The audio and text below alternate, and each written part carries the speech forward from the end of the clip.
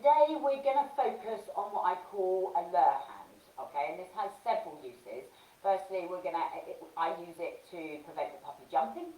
I use it to teach them not to bite my hands, and it's a really good exercise for teaching them some self-control as well.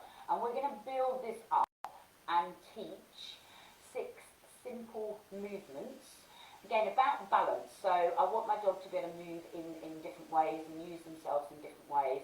You know, I think dogs are very much kind of one-sided as we are. I think predominantly left-sided from what I can see with my dogs and other dogs that I work with. So we're going to try and get them to use themselves in a more balanced way by doing 6 kind of simple movements. And these are fun-based kind of exercises. Again, using them to kind of break up some of your training, make it a little bit more interesting. So my lure hand, essentially, is a fist. I have a piece of food in there. Okay, I point my index finger and then I have my thumb alongside it. And this picture is almost saying to the puppy, the food is coming. Now, if I have food in my hand and the puppy can see it, obviously, potentially, I'm going to cause kind of biting at the food. You might end up clicking as the puppy's doing the position, but you inadvertently end up kind of clicking and kind of biting your hand as well, which is what you don't want to do, because they will take on board what's happening at the time when you clicked. I'm afraid the dogs don't go with the majority. You could have 10 clean clicks and then all of a sudden you kind of click them once for biting and they go, oh no, you want me to bite. Okay, so I wish they would go with the majority, but they tend not to. So we're going to teach them just to follow this initially, nice and slowly, without biting the hand, without jumping at the hand. Okay, right, so we're going to try. Little Max here, let's take a little snuffle mat away. I'm afraid you're only going to see my legs, but it's more important that you see the dog. Okay, so we take some food. Okay, I'm just going to pop a little bit in my hand, okay, and then it's hidden from the puppy, remember, okay, and I've got this lure hand. Yep. And then I open it and feed her in the bowl, okay, the bowl will encourage the tongue. Yep. Okay, so you can join in with your puppies if they're there. So lure, yep. Now, if she were biting and jumping at my hand, which she isn't, yep, okay, a couple of things I can do. Be a little bit of a further step ahead of them, so get ahead of them, yep, okay, so you can see I had a larger gap then, okay, before the puppy kind of got to the food, so let me just show you that again. So I start over here, yep, okay, and it gives me plenty of chance to kind of get ahead of the puppy to get some good clicks in, yep. Ideally, I want the puppy to get it right from the outset. What you could do, if the puppy gets to your hand and is biting, okay, she's not actually biting, she's just licking, yep, okay, so I'm going to mark that. I could remove my hand. Just pause for a second and start again, but try and you want it to really, the puppy to get it right to encourage them, okay, so try to remember the second time, put your hand a little bit further away, yep. So now I've changed to my left hand, and the reason for that is that I am right-handed, so I know I probably end up feeding the dog too much with my right hand, and my left hand becomes of no value to the dog. Yep. But I want it to be of value, so we want them to equally, whatever we do on one side, ideally we're doing on the other side. Yep. Okay, the food is not exposed at all until I mark and open my hand. Remember those pauses. Yep. And then I open and feed. Okay. So capture the behaviour with your marker word. You've got 3 seconds in actual fact to feed then, so don't be in a rush. Yep, to give them the food. Okay, I've got all crumbly food, making you sneeze, is it? Dropped a crumb. Yep.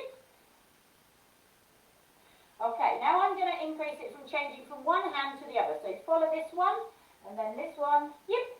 Okay, so I can change it from one hand to the other hand.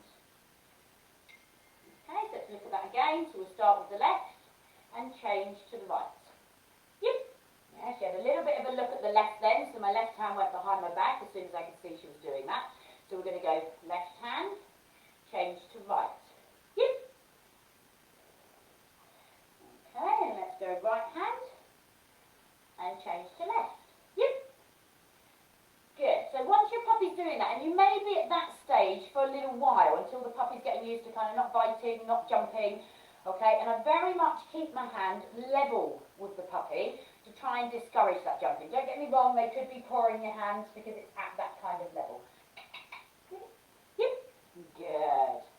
Okay, so once you've kind of got that underway, and puppy's happily following left hand, happy following your right hand, and happy changing from one hand to the other, then we're going to have a look at 6 simple movements, okay? So, let's get my hand loaded. Okay, and we're just going to move the puppy in a circle. Yep. Okay, move the puppy in a circle. Yep.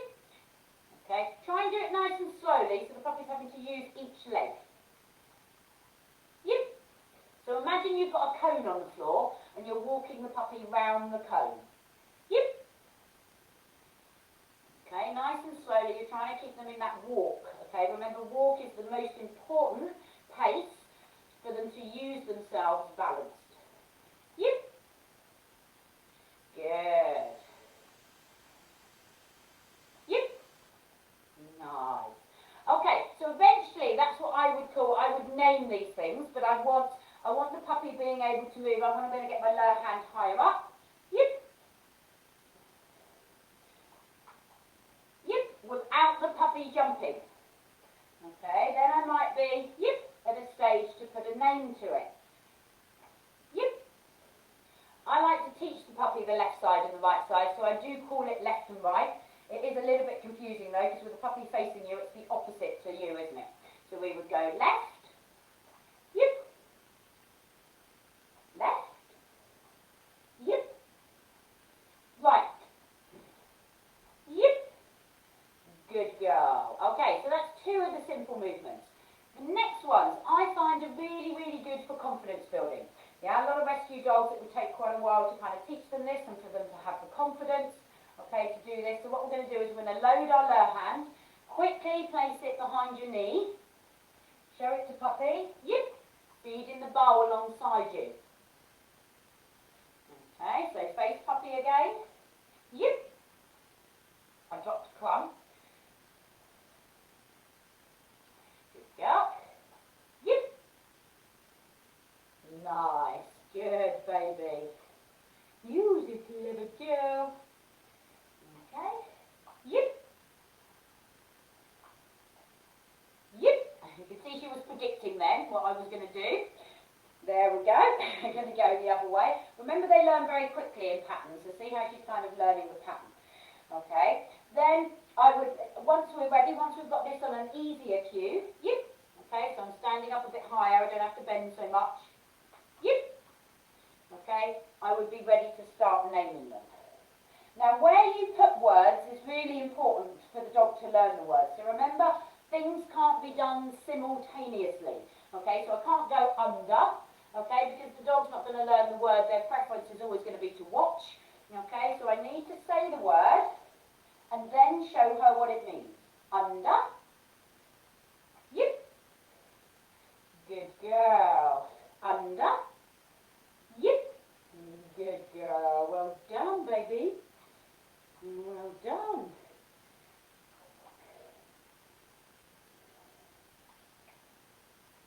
Yep. Nice. Good girl. Yep. Good girl. Nice. And that's just me just stopping her predicting and just marking some cue seeking. Yep. In between.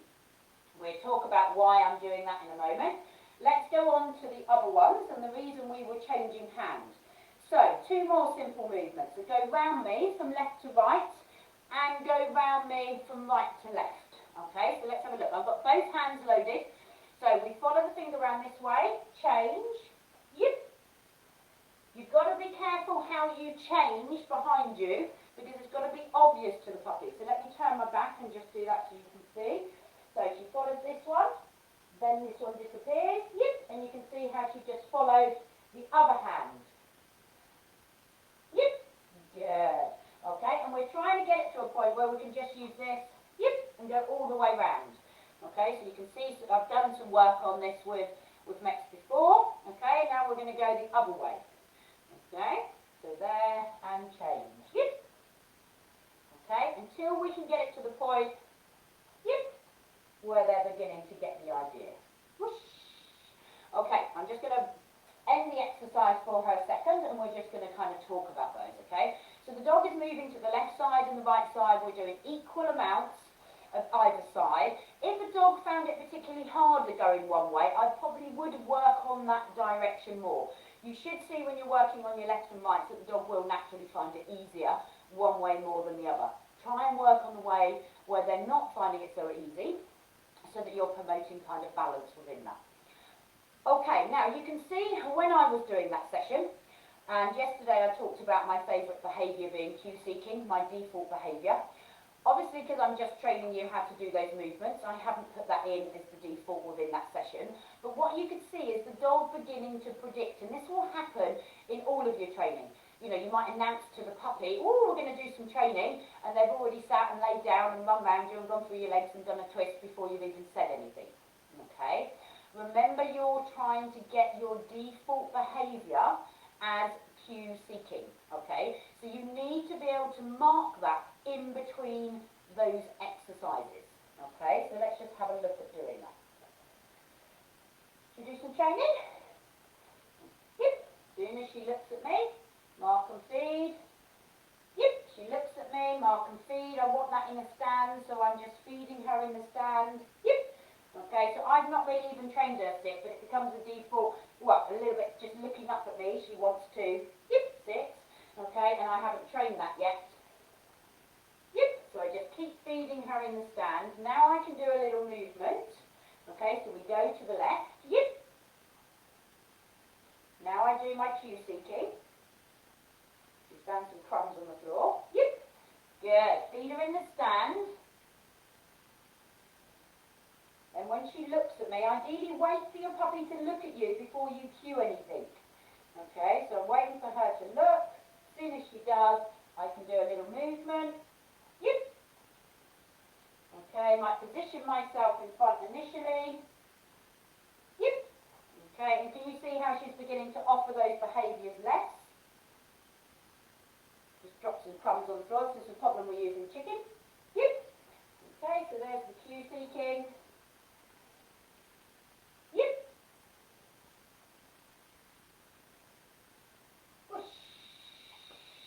Excellent, good go. Okay, so that makes it very easy to start removing food from your hands, because the dog can't actually see the food. Okay, so eventually this is just turning into kind of signals, manoeuvring the dog and luring the dog where you want them to follow them. Okay, and then you can begin to add your words once your kind of signals are working. So see these as your training cues before you put them onto verbal cues. And I do want my training cues about 99% reliable before I add that verbal cue. Okay. I like to start teaching puppies verbal cues right from the outset, because they're like sponges at this age, so they begin to connect with words as long as you're using them in a consistent kind of way. Another way that you can do this, if you've got a really small puppy and you're not able to bend so much, is by using a target stick. So I just showed Mex this about 2 minutes before we started. So what I can do, this is just a little measuring cup, and it's just on a little bit of piping. Okay, so I can pop the treat inside there. When she looks at it, yep, okay, and I can lower it to the ground and let her eat out of it. I can actually deliver the food in many ways here. So I could have it with no food, yep, okay, and then I could feed the puppy for following it, yep. So I'm feeding from my hand, but by the measuring cup, yep. Okay, or what I could do is put the food out onto the floor. Yep. Yep. And although that would be difficult with that length to go through my legs, I think I could probably manage it. Oh, she's gone down that way. Yep. Okay, but it might be essentially easier to teach all your straight line movement.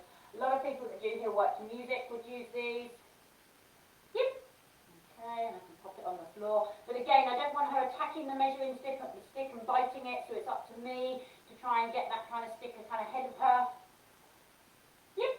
So that she's not jumping and pouncing on it, okay? So that would be another way. So that's quite a nice way to do it as well. Okay.